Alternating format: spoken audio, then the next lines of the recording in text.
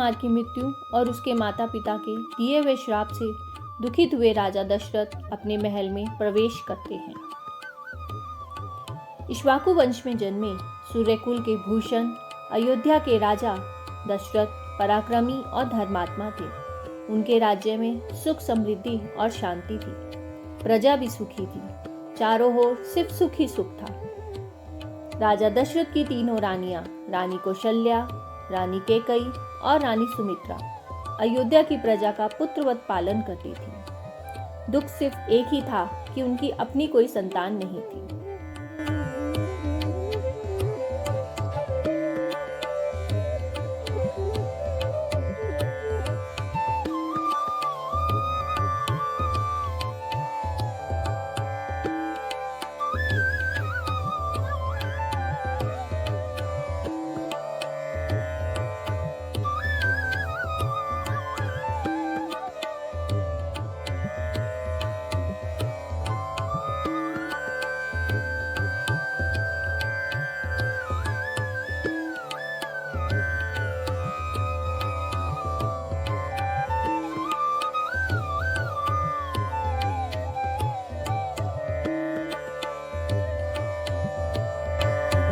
राजमहल में तीनों रानियां उदास होकर एक दूसरे से बात कर रही हैं।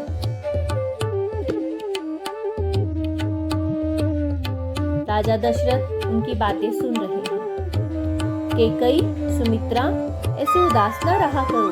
महाराज आते ही होंगे। हमें दुखी देखकर महाराज व्यथित हो जाएंगे। दीदी, ईश्वर ने हमें संसार का सारा सुख दिया है।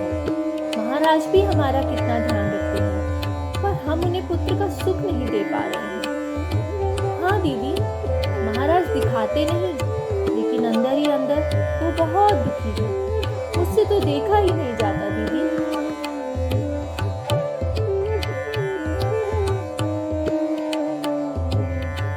अपनी तीनों रानियों को व्यथित पाकर दुखी हुए राजा दशरथ रानियों से बिना मिले कुलगुरु वशिष्ठ के पास जाते हैं। वशिष्ठ ध्यान में मग्न है। राजा दशरथ आकर उन्हें प्रणाम करते हैं।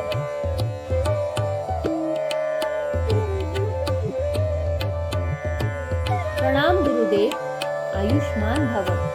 हे राजन, चिंता का विषय क्या है?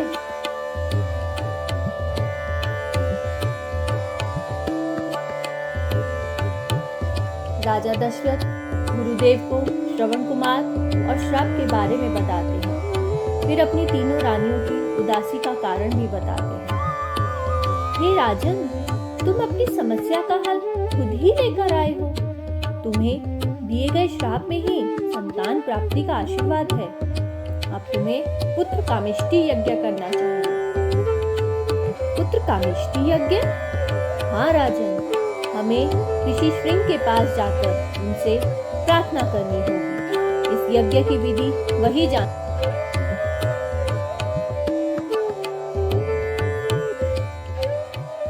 गुरुदेव वशिष्ठ और राजा दशरथ ऋषि श्रृंग के आश्रम की तरफ चलते हैं।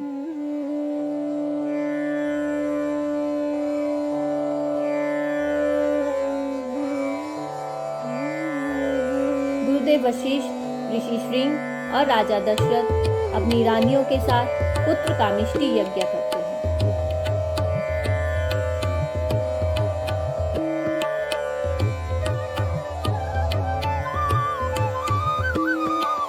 यज्ञ से अग्निदेव प्रकट होते हैं। हे राजा दशरथ, आपका यज्ञ सफल हुआ।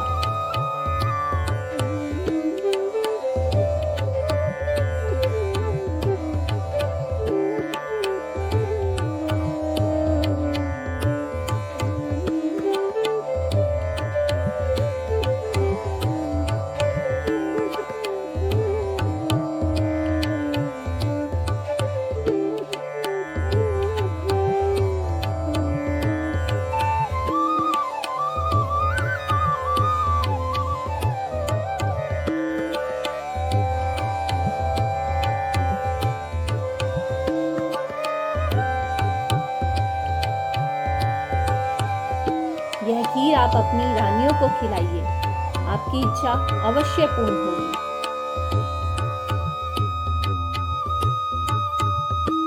का पात्र राजा दशरथ को देकर अग्निदेव अदृश्य हो जाते हैं।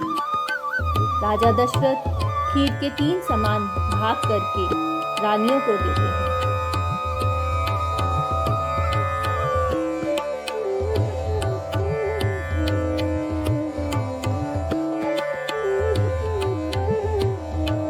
रानी कौशल्या और रानी कैकेयी अपनी खीर में से थोड़ी खीर रानी सुमित्रा को खिलाती हैं। यथावकाश तीनों रानियां गर्भवती होती हैं। चैत्र शुद्ध नवमी के दोपहर में रानी कौशल्या पुत्र को जन्म देती है। रानी कैकेयी भी पुत्र को जन्म देती है और महारानी सुमित्रा 2 पुत्रों को जन्म देती है। सारी अयोध्या नगरी खुशी से झूम उठती है। गुरुदेव वशिष्ठ राजा दशरथ के 4 पुत्रों का नामकरण करते हैं। राजा दशरथ के ज्येष्ठ पुत्र कौशल्या नंदन का नाम राम, कैकेयी नंदन का नाम भरत और सुमित्रा के पुत्रों का नाम लक्ष्मण और शत्रुघ्न रखा जाता है। अयोध्या नगरी में हर जगह उत्सव मनाया जा रहा है और खुशी से सारे लोग झूम रहे हैं।